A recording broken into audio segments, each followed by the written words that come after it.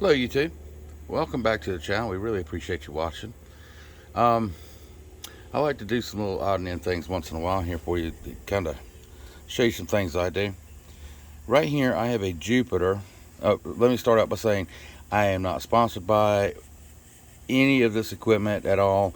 I bought what was nice for me, what I researched and liked. This is the Jupiter modified sine wave inverter. Modified sine wave means that the energy is not as pure as it is in a pure sine wave inverter. This one is a 4,000 watt peak, a 2,000 watt continuous run. You have the USB port on the front for charging phones. You have three 120 watt outlets. Have an on off switch here. Your cooling fans in the back.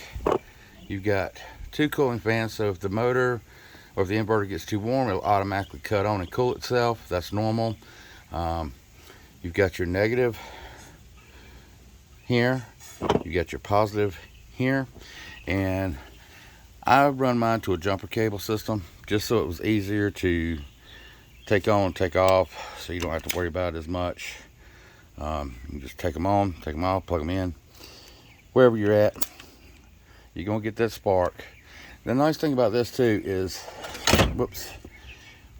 I use jumper cables. I used the Duralast 2-gauge jumper cables. They are 2 foot 3 inches in length. It came with a little battery monitor. Right now it's reading, I don't know if you can see it, but it's reading 12.9 volts, so the battery's fully charged. It's a good little unit. I have actually charged my battery box off of this. That little battery box I showed you in the other video.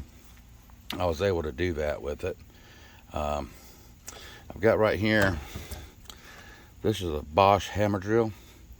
I use it on job a lot. It pulls 8.5 amps. That equates out to, if you take 120 volts times 8.5 amps, you come up to roughly 1020 watts. That's a substantial amount of power. And right here on the front here, you'll see you got a power level meter. So what we're going to do now, just to show you how you can have power out here in the middle of nowhere, and you know there's not anything hooked up to it, we're just going to plug this in right there. Make sure you're hooked up to the battery before you turn your inverter on. You're going to turn this on, and until you use the power, you'll see the power meter level go up.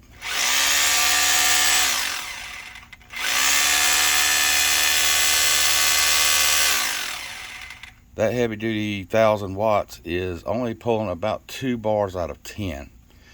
I wouldn't want to use this a long time without starting the truck to keep the battery charged with the alternator. If I have the truck running, the battery meter over here says and stays at about 13 volts. That's with the truck running. Right now, still at 12.9. So you can run a lot of stuff off of this, guys, and you don't have to go out and be expensive. What I like about this, it's not heavy. It's about 8.5 pounds. I'll put a link in the description below. Some people in the reviews at Amazon, or you'll see some reviews that it will not run what they want. They're buying too small of an inverter. It's not the inverter's fault, guys. It's what they're trying to push an inverter to do. Like I said before, you need to know the limits of your inverter. I got the big one because I also use this as a backup to the solar system I'm working on, and I'll show you that in a later video. Good thing about this, guys, I can keep it under the seat of the truck.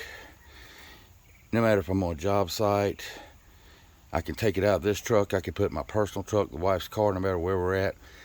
Tent, camping, whatever, we can plug it in, run a drop cord, 3 drop cords actually, as long as we're not pulling anything over a continuous 2,000 watts. As you can see right here, this drill runs 1,020 watts, and the meter only goes, it spikes and then it levels off.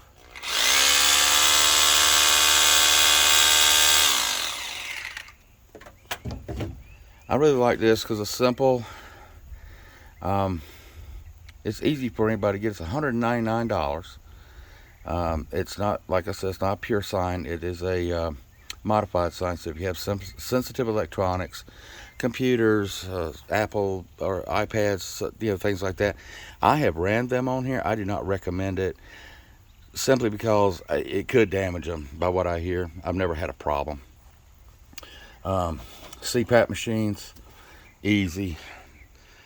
When you're looking at 1,000 watts of power, only pulls 2 bars. 2,000 watt continuous run, 4,000 watt peak startup power. So guys, for the beginner or just the enthusiast, somebody likes to go out, do stuff, wants to have electricity on hand, if you got a vehicle, you really don't have to have a generator, because now I can just pick that 10 pounds up, put it back under the seat of the truck. No matter where I go, I've got electricity as long as I've got fuel for the truck to run. And like I said, if you're running a heavy item, you're going to want to start your vehicle up. It works in cars, trucks, anything that's got a 12-volt battery, it'll work on. Like I said, I'll put a link in the description below. If you're planning on running 2,000 watts, do not buy a 2,000 watt inverter. The high side of your inverter, you will take that and split it in half. So a 2,000 watt inverter is actually only 2,000 peak. That means you will have a 1,000 continuous run. 700 inverter, it's going to be 350 continuous, so on and so on. I went bigger. It wasn't that much more expensive to go bigger. I've had this one about 4 years. I really like it. I'm not doing a review on it. This is simply personal use, and hopefully it'll help somebody out, if they want to make sure they have power in their vehicle. It's a nice little item to have. All right, guys. Well, I am Tad. I really appreciate you watching. I would like it if you would like, subscribe, comment, hit me up down there in the notification bell so you know when I post another video. Today's video is about how to have power on the go, no matter where you're at. Thanks for watching, guys. See you on the next one where we will talk about it.